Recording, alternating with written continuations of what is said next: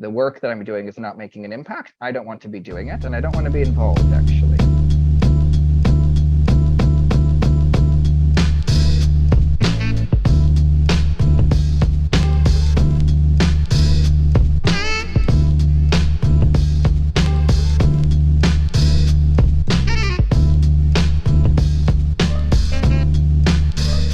This week's episode of The Mixtape with Scott, I had the pleasure to sit down and interview Noam Angrist. Noam is someone I've been intrigued by for a while.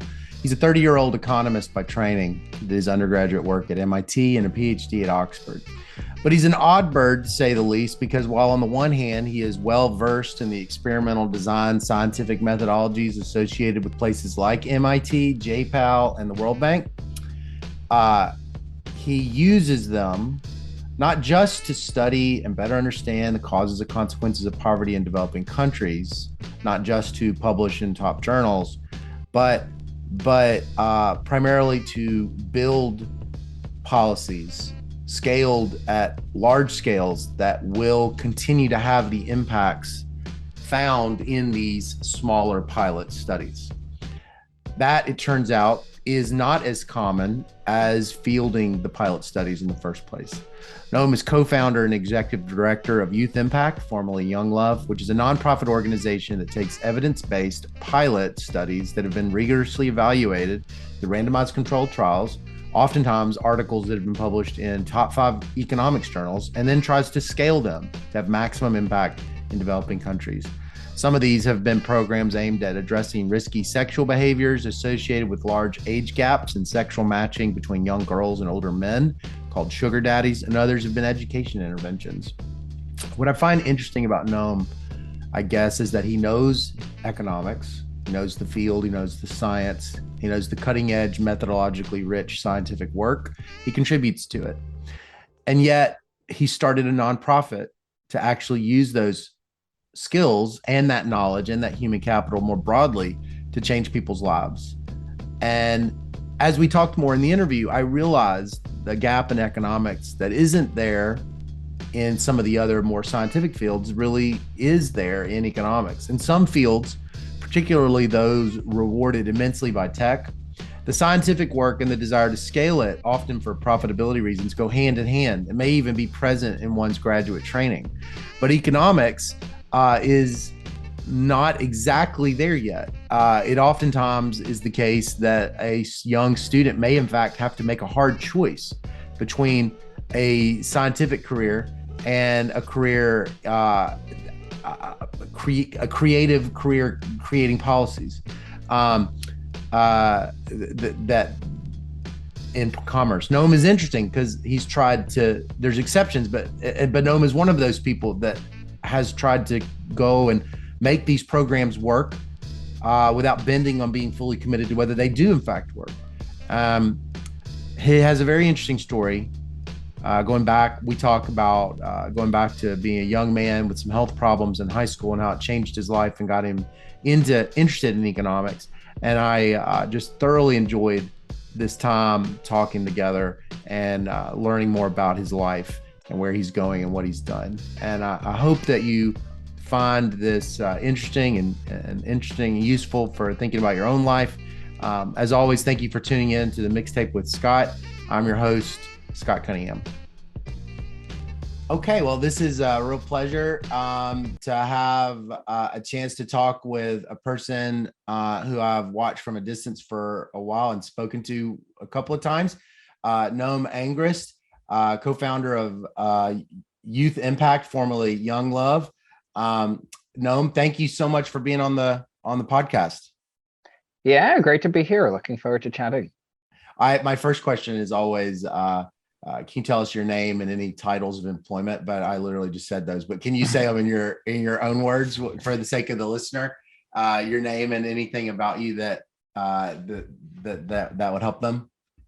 Yeah, absolutely. Noam Angrist. I am a co-founder and executive director of Youth Impact, which is an NGO that scales up RCT-backed health and education programs. And then also wear a hat as a researcher, so straddling the worlds of kind of doing some of the research and then also doing some of the work to make sure it gets scaled up. So affiliated with the University of Oxford, and I've also done a couple education projects with the World Bank. Cool. Great. You mind asking if it's okay if I ask how old you are, just for the sake of people listening? Yeah, of course. 30 strong. 30. Okay, cool.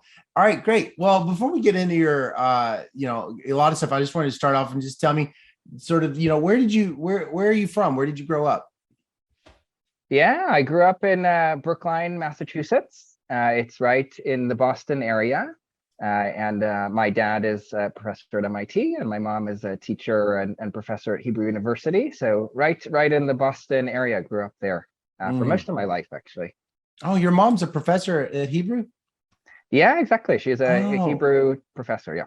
Okay, wait. So what do y'all go back and forth to going back, or is there something here in the United States for that? Yeah, so BU has a Hebrew or a language department, so she teaches Hebrew there, Boston University.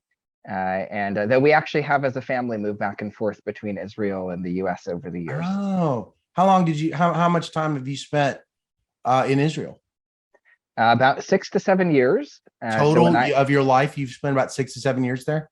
Yeah, actually, Hebrew was my first language. Oh. I was born in the US, and then actually shortly after we moved to Israel, and then stayed there for a while, came back to the US around age 5-ish. Yeah. And then actually when I was in 8th grade, my mother thought we were losing our roots, so uprooted the family back to Israel for a year. Yeah. So we would reconnect with our roots, and we did, and then we moved back to the US. You have a lot of family over there? Yeah, we have some family over there. Yeah, my mom's side she's Israeli originally, and so all of her family is over there. Oh, okay.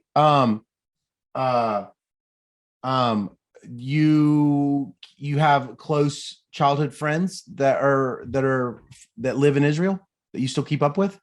I would say some, actually. I haven't been back in a while. I probably should get back. Every time I go back, I find it's so easy to connect. It's a very friendly and welcoming and warm environment. But I haven't been back in a couple of years, actually. So I need to get back. So you sort of split your time, Massachusetts, Israel. And so what were you like as a little kid? What were you like if I had sort of kind of could have been a fly on the wall when you were 4th grade or something like that? What were you like? How does one capture that succinctly? I think maybe one thing that comes to mind is, I remember one thing every time we would travel and go somewhere, whether it was like hiking in New Hampshire or traveling to a new place, I would always tell my family, I want to live here, actually. I'd say, I love this place. I want to live here. And my family would say, you love everywhere. And it's kind of interesting. I'm just thinking about it now, actually, as you're asking it. But, I have really grown to love to travel and experience different places in the world and make them home, actually. So I guess that was always a part of my inner DNA. Right. Not just visiting places, but making them home. Yeah, exactly. I always really kind of got attached and wanted to learn more and integrate. Yeah. Huh. That's interesting. That's different. That's different than just say, people love to travel, but this idea of wanting place to be home. What does home mean to you? What does that mean? Yeah. And I would even actually say, even now when I travel, I actually don't love just kind of sightseeing. Actually, I like to go when it's in combination with work. And part of the reason for that is then, I have people that I'm connected to and have a lot in common with, and I can meet their families and their favorite restaurant. And actually, that's my favorite type of going to a new place, is going with someone and seeing their world, actually, rather than sightseeing. So you've always been like that? You've always been sort of this kind of like a family, social, communal type of person? Yeah, I would say very much so, actually.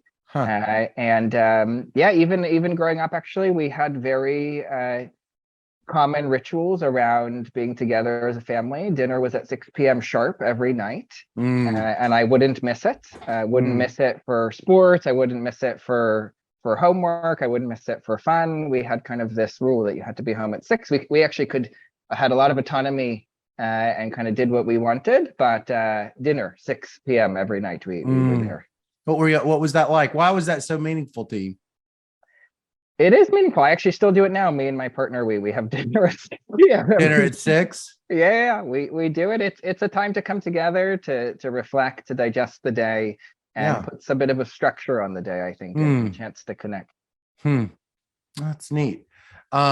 So when you were in high school, what were you like then? Did you have some really, really close buddies in high school? I did actually. I would say I was not academically very motivated in high school yet, in the early years, actually. Mm-hmm. And yes, so I sort of, had a really good group of friends, and I was sort of finding myself, I would say. And one of the things that I poured my initial energy into actually was rowing. I actually invested a lot in being a rower, which was very challenging for me actually, because I'm pretty short, and it's very hard to be a good rower when you're my height. So I had to really study how to be a good rower, different aspects of the technique and everything.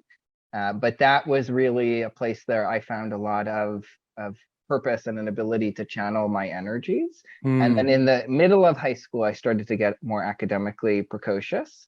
And then that's when I sort of started to think about what I was interested in academically. And actually, interestingly, I wasn't interested in economics, even though I do economics now. I was actually into biology, and I actually thought I wanted to be a doctor, actually. And then I had an event my kind of junior, senior year that really shaped what would end up happening after, where I was actually preparing, I was trying to get into university, and I wanted to be competitive as a rower. Yeah. And so I was really training. And I actually will never forget one summer I was sort of training, and I heard a pop in my arm actually while I was training. Oh gosh. And it turned out that was a blood clot, actually, a very serious blood clot, very unusual in someone young, right? And very unusual in the upper arm. Usually it's in the legs. So it actually took a couple of weeks to figure out what was going on, actually. And then I actually ended up being hospitalized for a couple of weeks, and it was actually quite serious. And after that, actually, I couldn't row anymore. So that was kind of the end of my time as a rower, which was a big blow because I wanted to do more rowing. But interestingly, I started coaching, actually. And I was actually a much better coach than I was a rower, because, as hard as I tried as a rower, I was just, I didn't have some of the kind of natural strengths for that. But because I had studied it so hard, I kind of knew the technique very well, and I had thought about it a lot. So when I was a coach, I actually was quite good. And even though I never medaled as a rower, as a coach, actually my teams medaled every time, which was very fulfilling. So it was sort of interesting how that changed. And then I will say, actually, the blood clot experience changed my interest away from biology, actually, because I actually had a very trying time in the hospital that made me not want to become a doctor. Of course, there were great doctors, and I was very lucky. I was at MGH, which is a wonderful hospital. But I had a series of events happen that really made me question the kind of individual doctoring in favor of thinking really about the health system, actually, which got me interested in economics. So, for example, what I actually needed was a removal of a rib, which we got to in the 4th surgery. But it took 4 surgeries to get there.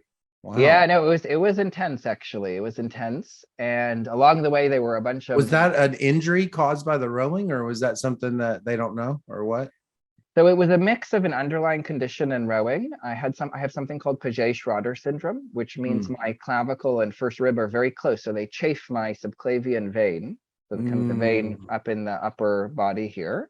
And then the motion of rowing would actually exacerbate it every single day. And sort of there was this big plaque buildup over time that eventually became a very serious blood clot. So it was the combination, actually. Got it. So the doctors saw that pretty quickly, that they saw that, and they were like, this is not a lifestyle that you're going to be able to maintain. I would say it took some time, actually, to figure out what was going on, because it was so unusual. And so first, before they removed my rib, they actually just tried to remove the clot, and it came back. And then they tried another procedure. It came back. It kept coming back, actually. Wow. And in the process, I saw a lot of these inefficiencies in addition to being, very uncomfortable and wanting to get out of the hospital. Yeah. But they would give me these very expensive blood thinners that had marginal evidence, but because, I had reasonable care, they decided that was worth it.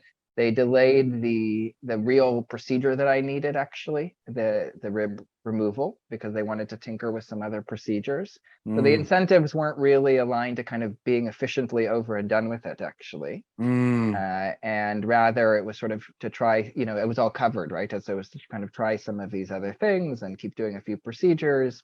And so anyway, eventually we got there after a few weeks, but I actually will never forget, I was in the hospital room during the Head of the Charles, which is the big rowing race, and I was watching the boats go by, and obviously I wasn't on them, and it was a very, I was thinking, okay, here I've been here for 3 weeks, I'm never going to row again. Like, what am I going to make of this, actually? And then, I ended up coaching and finding a passion for economics, which, I always was drawn to because my father's an economist. But at first I tried to go the biology route. This brought me back to economics. So then since then, the rest is history. I stayed in that route. So the economics, because you mentioned all the incentives, you were watching the doctors making choices that in your mind were like zero marginal cost choices to them, but were like not necessarily necessary or productive. Is that you were thinking those things while you were in the patient? Exactly. Yeah, and I was just wondering, what is it going to take to get out of here, essentially? Right. And it was clear it wasn't a really good doctor, which I had, actually, right? Yeah. So it wasn't a problem of not having a good doctor. Oh, that's interesting. So it's like you had the ability to tell he's a good doctor. You're at a very, very, very, very good hospital. So is it that you're thinking to yourself, the problem's not he's not a good doctor. The problem is incentives or something, or something about the healthcare. Exactly. And many levels of it. There was incentives to do certain procedures. There was also just his time, like he would come in for a few minutes, right? The doctors are hot shots. And, I remember we had this small window to make a call about what procedure to do. And luckily, we as a family would read some of the evidence so that we could be very informed in those few minutes and try to make a joint decision. And I was realizing, just even the opportunity to actually use the evidence was very precious. And we were very lucky that we were such informed patients. So it just got me thinking more about the system as a whole rather than one wonderful doctor. Yeah. There's something so biblical about losing the rib. The stories of Genesis of losing the rib. It seems like that would be a really, really heavy surgery, just kind of like weighing on you as, of like losing a part of your body. Was that scary? Were you nervous about that? There is something to that. I will say I didn't think about it that way at the time. I just wanted to get out of the hospital. Yeah. And I had no idea how transformative it would be. I think it's always hard to know what will really be transformative in your life in the moment. It's only, many, many years later that I said, wow, that really shaped many events actually that ended up sticking. But at the time, I wasn't sure, actually. At the time, okay, so the actual losing of the rib itself was transformative? It was, because that's what made me become a coach, and then becoming a coach led to many other things I can share. And then it also did actually influence my thinking. And when I went to college, I actually did want to do economics, actually, rather than be a doctor. So professionally, it had a lot of influence on me, but also personally, it really shaped my thinking, and it made me appreciate life and kind of the preciousness of life. And there were some scary moments in the hospital. I actually was in the ICU at one point. My oxygen levels were very low because of some issues I had. And so it just made me want to make the most of every second. And actually kind of a general philosophy I have in life is wanting to make the most difference I can now, rather than say kind of climbing a ladder so that I can make a difference later. So it gave me a sense of urgency around trying to do the most good that I could and make the most of the precious moments that we have. That's interesting. Yeah, I definitely detected that. And that's part of the things I wanted to talk to you about. So you come back. So you're probably like a junior in high school? Yeah, I think it was junior year, actually, because I was trying to be competitive for colleges. So I was just applying. So I think it's around them. So then was it always something that you thought yourself, like, I wouldn't mind going to, going to one of the best universities in the whole world is I'm sure for many people, it is for many people an aspiration, but was it something that was an aspiration for you as around that time that you wanted to go to MIT? Interestingly, it was, of course, it's a great privilege, and it was really quite humbling to, have the opportunity to go to MIT. Though I will say, I actually originally only applied because it would have been cheaper. Because my dad's a professor there, so we got a big discount. And so actually, the other universities I applied for, were great universities, but they weren't actually MIT. They were Michigan, Wesleyan, a few other universities. So I wasn't sort of on I wouldn't say, I had kind of a broad view towards what I wanted to do and different types of universities I wanted to go to. My sister had gone to Michigan. She really liked it. And so actually the original reason I applied to MIT is, of course, it's a great university, but also it was going to be a bit cheaper. But of course, once I got to MIT, I was very grateful and thankful, and it was really quite a transformative college experience for me. Yeah. I don't really know a lot about the experience of a college student at MIT that majors in economics, because to an economist, MIT's economics department is one of the greatest departments in the history of the planet. But but it's like, I just can imagine if you're a college student, the selection is probably not on someone that is aspirationally wanting to go into economics. Is that true? Yeah, no, absolutely, actually. So I didn't apply knowing I wanted to go into economics. I applied originally kind of with that as a loose thought, but not a firm thought. As I mentioned, I was interested in biology at first, which was actually a bigger draw. And you're right, actually, the number of majors is very small. It's like in the, dozens per year, actually. I think now it's gone up, actually. Over half of the majors are doing electrical engineering and computer science. Right. So that's, even though it is one of the best departments, right? It is not at the undergrad level kind of as clear a draw, though it should be. It should be. And one of the incredible benefits of going was, and you don't even appreciate this as an undergrad, I'm sure. Professors wished undergrads maybe appreciated this more, is you get access to the best of the best, right, at age 19, right? And so I was working for John Gruber and Esther Duflo, and I learned so much at such an early age, and that's one of the big advantages of going to a university like that. Yeah, the stories that we heard is that it's in the DNA at MIT Econ to just have more of a student-oriented kind of approach a little bit compared to, for its level. I don't know if that I've heard that, even heard that was something that Samuelson sort of had kind of brought to it, but I don't know if that's exactly true, but I've heard that before. Yeah, I definitely felt that. When I worked, John was my first, I did research for John Gruber. He gave me a lot of opportunity, and that was tremendous. I was working on some of his research related to the Affordable Care Act at the time, right? And that was really eye-opening and thought-provoking. When I worked for Esther, she gave me a lot of responsibility. Esther Duflo. I remember once she was actually had to go for a meeting at the White House, and she asked me to take over her presentation. She was giving a presentation at MIT, and so there was really this trust and belief, I think, in the researchers, the students, and a real kind of opportunity to step up to the plate. Yeah.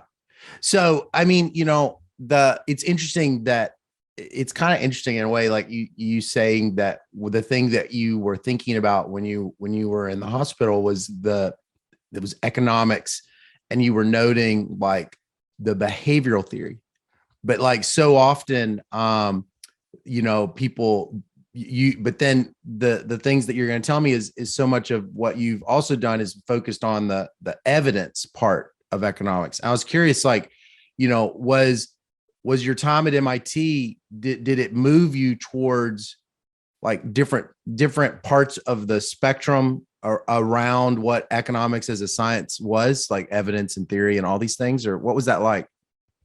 Yeah, absolutely. I think two things. So one, I was there when JPAL was really taking off. had sort of been around, but it was kind of starting to become clear that it was a center of gravity.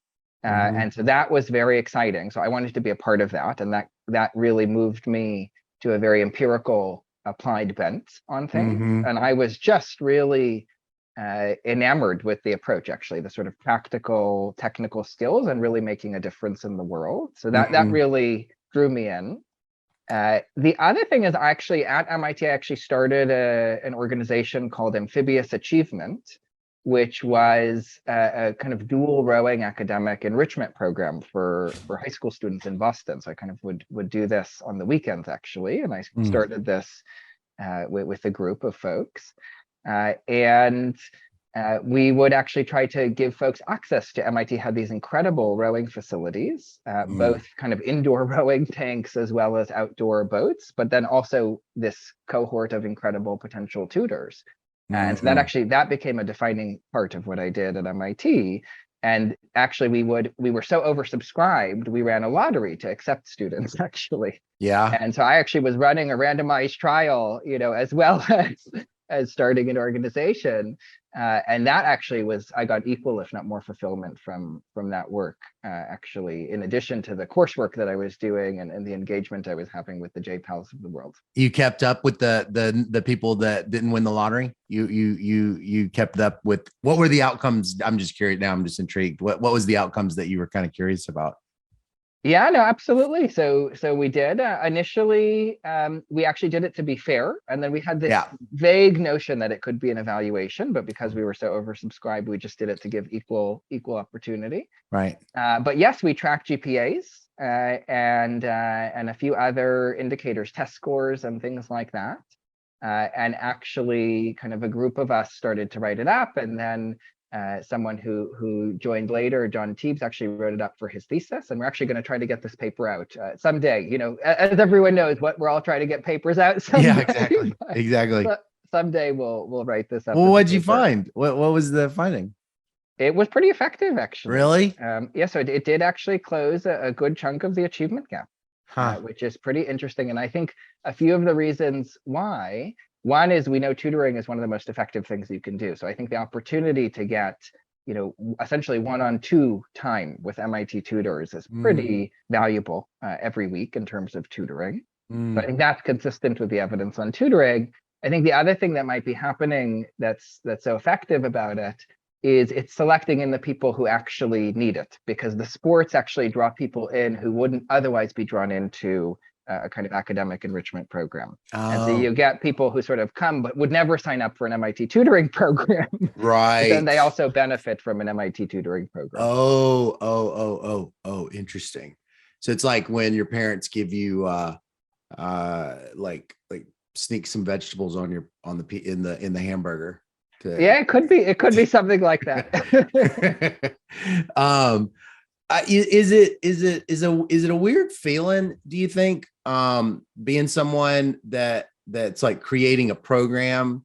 You think it's a weird feeling that you are simultaneously doing all this creative policy level kind of work and constantly evaluating it? Is that because I can imagine, like, sometimes you talk to people in tech, and of course they do these A/B tests all the time, but then you'll find out there's like big chunks even of tech where where it's like not just tinkering with a website, but it's like a program, like it'll be like a product, and they're like, we're not gonna do any kind of RCT on that because the stakeholders involved, they just almost, the incentives really, maybe I just wonder, like in my mind, I always tell myself, I bet there is someone who is like, I don't want to know because I believe so strongly in it.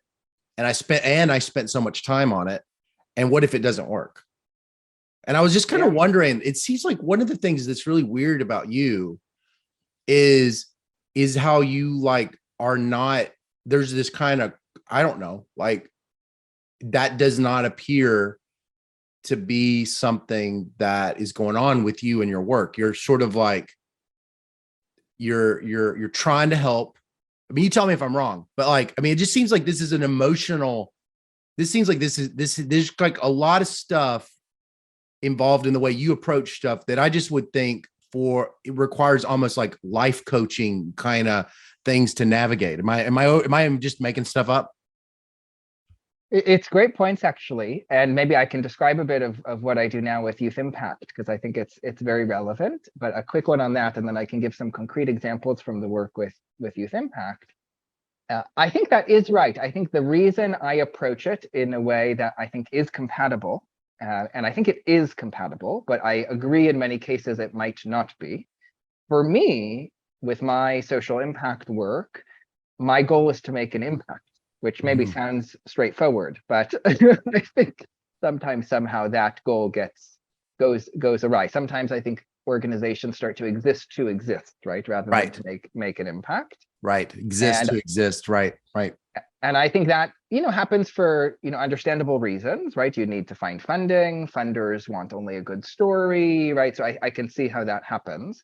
For me, I've held a very firm belief that if the work that I'm doing is not making an impact, I don't want to be doing it, and I don't want to be involved, actually. And so that conviction has meant that it is compatible, because if it doesn't work, I don't want to do it anymore. And if it can work better, I want to do what's going to work better. And so that's my leadership style when running NGOs and organizations. Now, I will say that's taken bringing on board a very particular kind of funder, actually, which is not easy, who's along for that ride and of the same spirit, which is rare. But we're very lucky. We have funders who give us unrestricted funding, actually. Many of them give us unrestricted funding. So it's actually not tied to an outcome. Right. It's multi-year, and it's not tied to whether it works or not, actually. Right. And so we've had funders give us more money when something doesn't work to fix it, actually. And so I think if you have that conviction as a leader and as an organization, and you have the right kind of funders, then this is possible. If you have the wrong kind of funders, or not wrong, a different type of funder, it's difficult.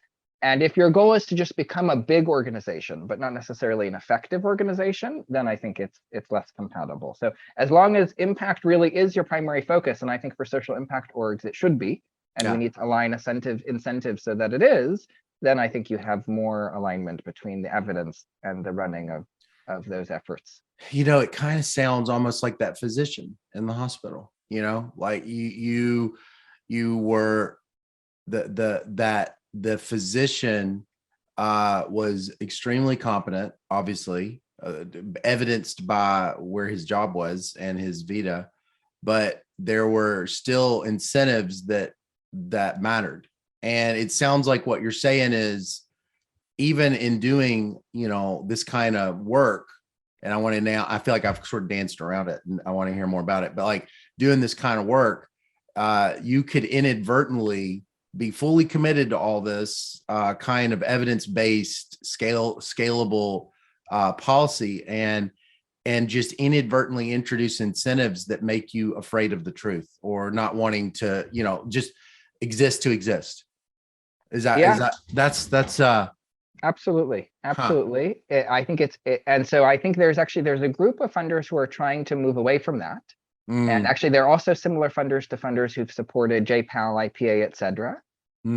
And so, for example, you've got the Douglas B. Marshall Foundation, you've got the Mulago Foundation, and a bunch of others who've really wanted to invest in this journey of ups and downs, actually. But they're rare. They're not the norm, actually. So we need more funders like that, and then we'll see more incentives align around this, I think. Okay. So tell me, you're at MIT.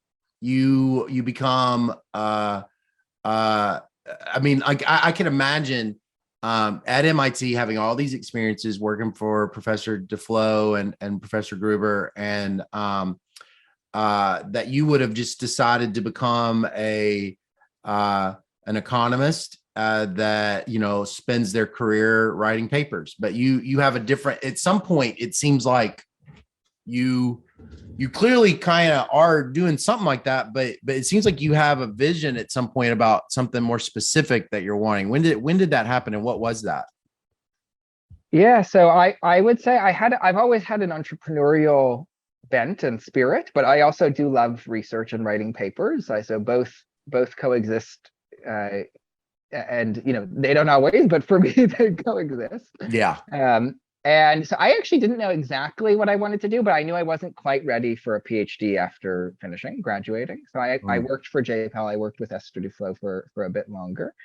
And then I decided I wanted to do something that was a bit different. And so I applied for a Fulbright, actually, to go and follow up a project that I had done with the World Bank. And so I'd worked at the World Bank, and there was some data that I didn't quite understand, and it was in partnership with the government of Botswana. And I felt like in order to get a better handle on that, I felt like it was unresolved. I needed to go to the University of Botswana, work with some expert professors there, and get a sense of the context and the setting. And so I applied for a Fulbright to go to Botswana, actually, for 9 months to follow up that project, actually.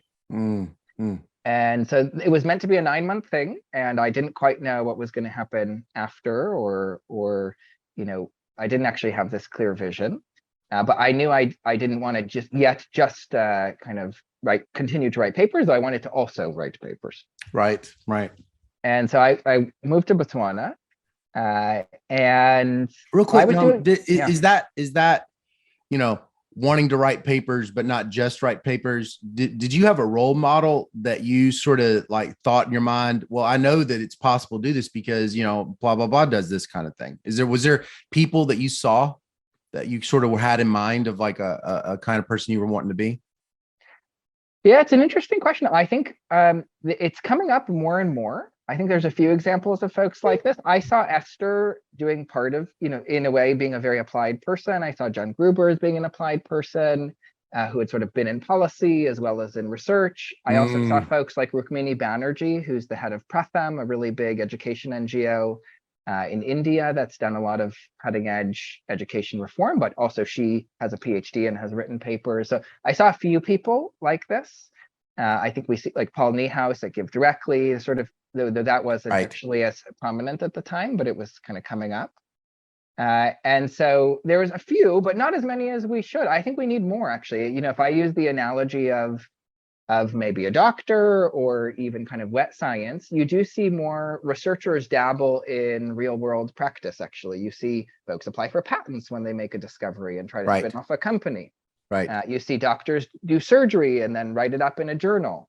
And so I think we want more of that in social science. I would actually love to see social scientists really engage in the practice, actually, whether that's policy, but also running organizations and spinning off research ideas into existing programs. So I would say I didn't have a very crystal clear set of role models, but I had kind of contours of what it could look like. Yeah. I mean, being at MIT, just put aside economics, it seems like at MIT, you do see a lot of that because you just see so much entrepreneurial activity in the tech oriented fields, So I would just imagine you saw a lot of like, encouraging people to use science to have impact.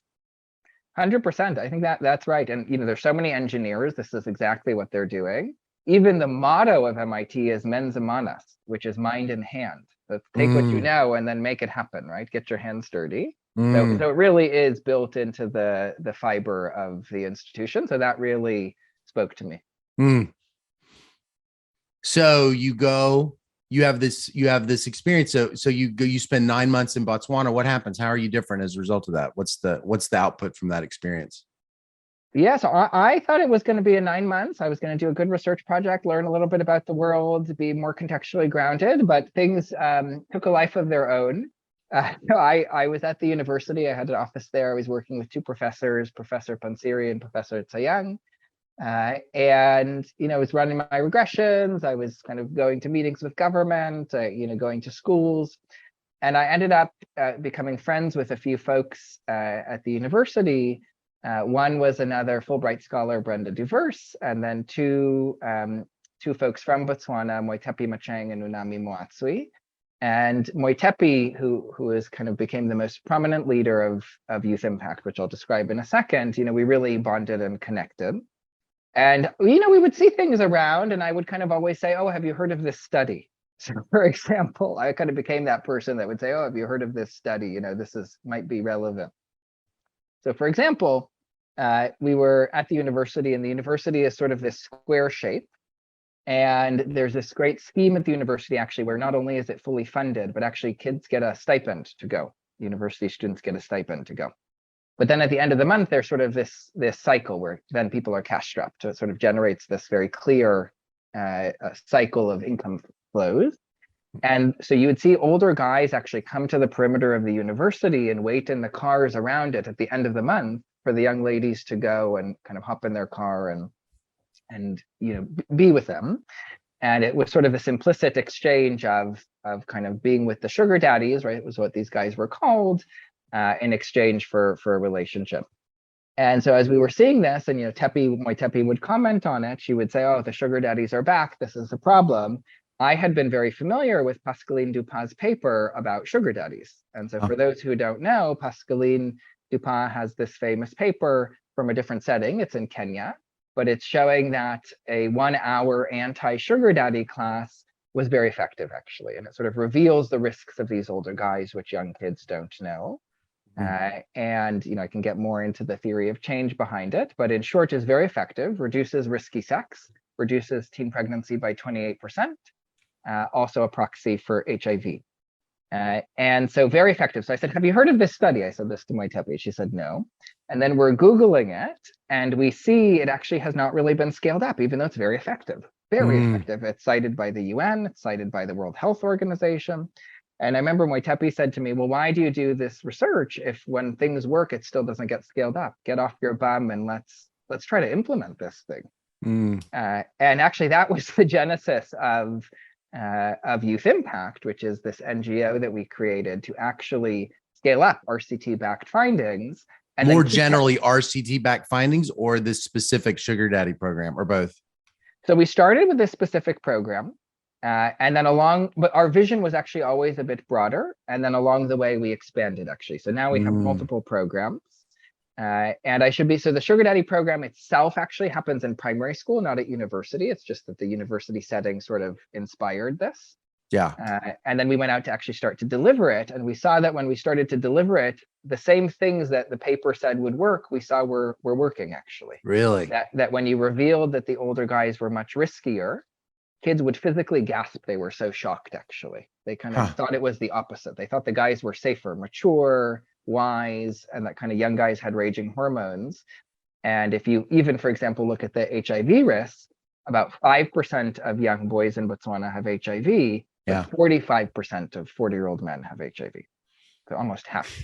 So it's actually totally flipped, and it's quite a shock. And so that really changes the decision-making for young people. So we were seeing, as we were implementing it, that some of the things that the paper said were true were really true in our context. And that's when we got excited about it.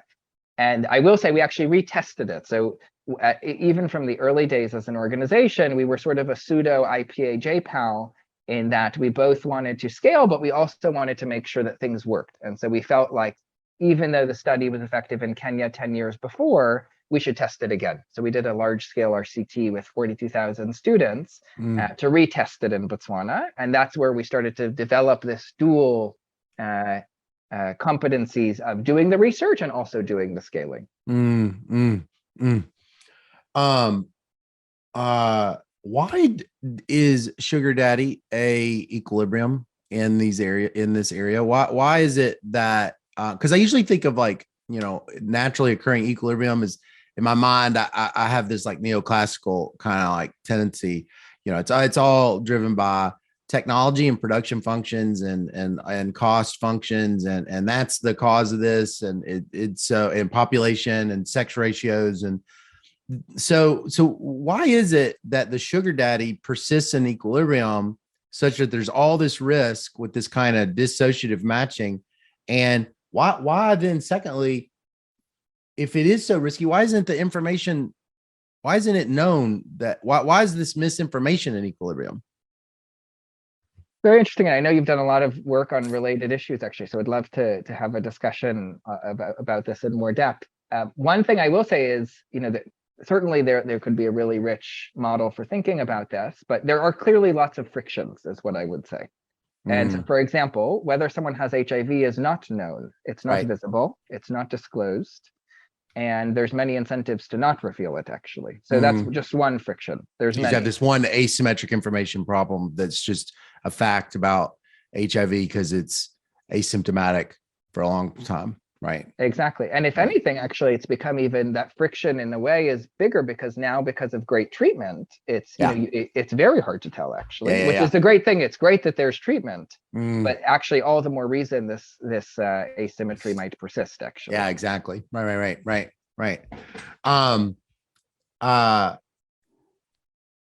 Scale.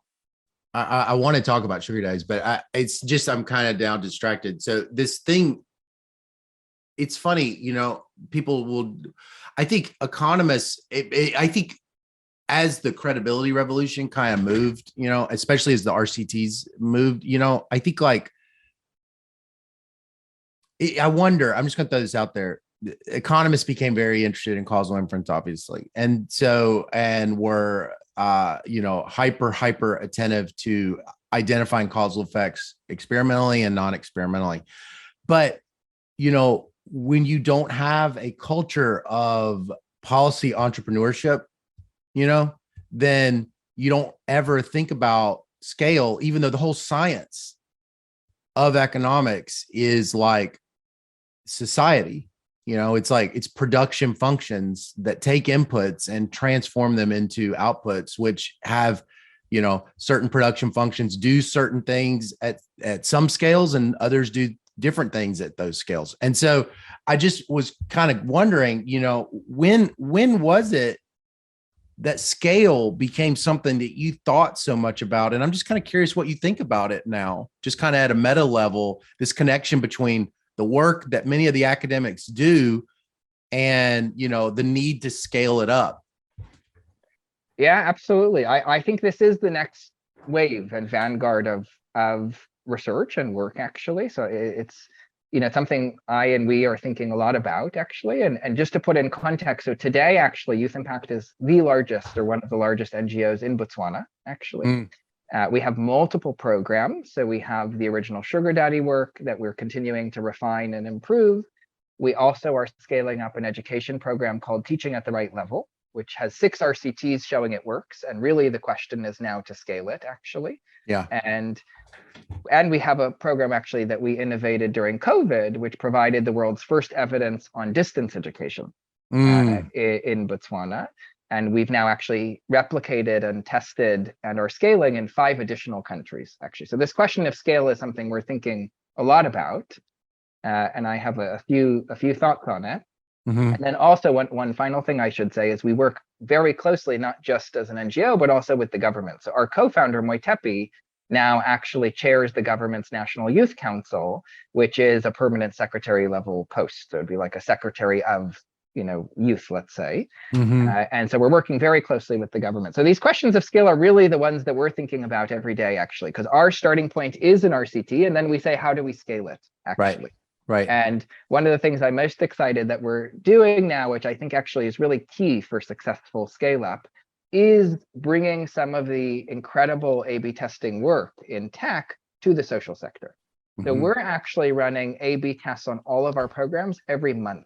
And I think that process has really been game changing for thinking about scale questions, because then we're replicating, actually. We're taking the same thing and we're testing it a few times. So then we know, was it a once-off or can this stick?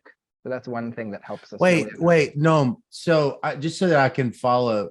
Yeah. I was not expecting you to say that because you already have such a strong background in the experimental design. So so for my sake, what is it that's the value added of this culture of A/B testing in tech that's not at like that one wouldn't have just kind of having a strong background in causal inference? What is it you're describing? Yeah, absolutely. So maybe I can share a bit more motivation on that. So for example, with this sugar daddy work, it worked in Kenya, then we did it again in Botswana. And what we found in Botswana is that it could work, but that some dimensions were really key. So for example, the messenger really mattered. When it was done by peer educators, it was very effective. When it was done by government teachers, it wasn't so effective. In fact, we even saw some kind of teenage rebellion. And so, there's sort of some interesting, that's an interesting paper and it's going to come out soon. And there's some interesting work there. From an organizational point of view, we said, okay, this has been a 15-year journey of 2 RCTs, and we have so much more to learn. Can we do this faster? And can we do it continuously, actually? So it's not an RCT every 5 to 6 years, actually, because we don't want to wait another 15 years to learn what we need to learn, actually. So that's actually when we said, let's look at what tech is doing and see if we can marry the traditional RCT with what tech is doing. There's obviously a lot of similarities, and try to bring this kind of rapid, rigorous learning approach into our organization. Oh, that's the part. In tech, it's more of like the RCT is a way of life kind of living. Exactly. I mean, not that it's not at JPEL, obviously it is too, but you're talking about when you're in a world where you're making something as opposed to just evaluating, but you're literally like, got to make it, and you've got to tweak it and make it effective and make it, I guess, even make things change in response to changing market conditions. It's like it's a different, you've got to get some different skills or something. Yeah, I think one is the pace, the speed. I think the speed is really essential. So we wanted to test faster.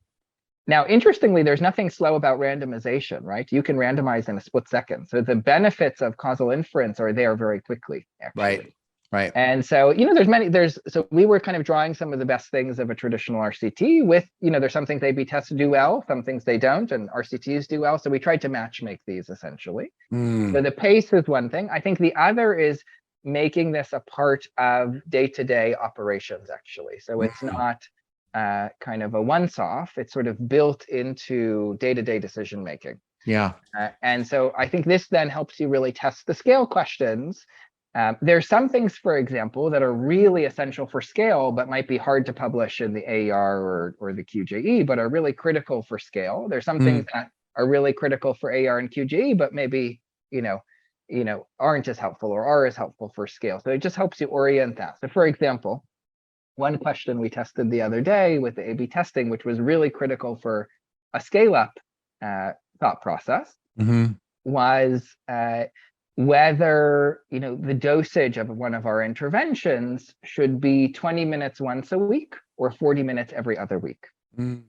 And it's actually the same dosage, just distributed differently. Yeah. Now, maybe it's possible to pitch that question to a top journal. I'm not sure. Maybe listeners can help me brainstorm on that. Right. But it's very critical for scale, actually. Yeah. Very critical, because how you're dosing and how you're allocating your resources in that environment is actually game changing for cost and for time and for how you run an operation. So it's kind of moved us in that direction of thinking about scale questions in terms of government delivery, in terms of some kind of operational questions, and so forth. Right. Wow.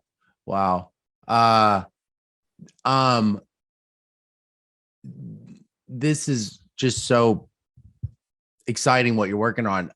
I wonder, I saw you give a speech, and in the speech, you made this comment, and I know it was like a public speech, and you have such a great presence and style of presenting.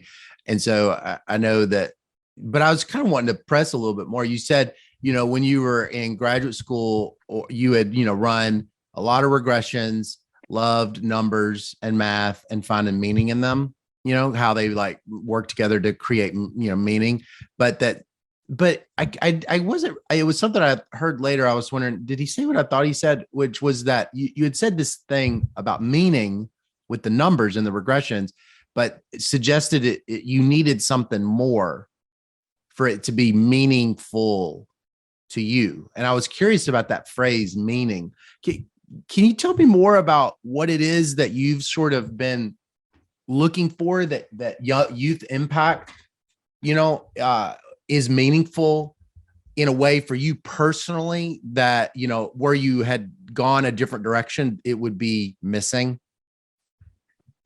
Yeah, I think so. I mean, I think in so much of the work that we do, often you need to take a big leap of faith, right? I did this great study, will it change anyone's mind? Will it, result in some kind of real world action. And I think at some level, we always need to take that leap of faith, actually. There's sort of, you can't know everything and you can't quite know where the buck stops. But one thing I love about the work with Youth Impact is actually you don't need to take quite as big a leap of faith, actually, because you can go into the school and see if teaching at the right level or anti-sugar daddy programming or our COVID response is happening. Right. And then you can check the data and see if it's working. And so actually one of the things that I personally enjoy about it is that there is a kind of a sense of attribution in the sort of real world sense of you can kind of know if what you're doing is translating into something that is affecting real lives at the end of the day. Yeah. And so for me personally, I actually carry that kind of notion of attribution through. I want to know if a program worked, and then I want to know if it exists in the real world and what I'm doing is helping that actually. Now, I should be clear, I think it's actually also important to take that leap of faith, because there's many things that we do and we'll never know actually if at the end of the day something in a classroom changed or something in a clinic changed. And that's important actually. But one of the things that I do love about straddling the world of kind of research, policy, and practice is you can kind of see at all levels and kind of traverse the spectrum. And one thing that I love about practice and data is you can see it with your own two eyes, but then you can check it in the data to make sure it's not just intuition or it wasn't sort of an anecdote or a once-off. Yeah, yeah. And so I think that combo actually of the data and the practice come together very powerfully to generate meaning. So what have you loved about, so what do you love about your day job now that, being an executive director? Are you also sort of dancing around universities too, though? Like, I know I think you're a fellow at Oxford too, right? Yeah, exactly. So I'm still kind of, dancing around, as you say. But I do. I think it's all integrated, really. I sort of see my calling as connecting evidence with action. And so I think at Youth Impact, that's sort of where the rubber meets the road. I still find it very helpful to also be generating the research and publishing papers and part of research circles. I find that helps connect the dots to sort of the bigger picture and be inspired and keep the tools sharp so that we're doing even in the kind of A/B testing, there were a lot of really interesting technical questions that we needed to figure out actually to get it right. And that's important. So yeah, what do I enjoy about it? I have to say I enjoy many aspects of it actually. Like with any job, there's things that are more and less exciting.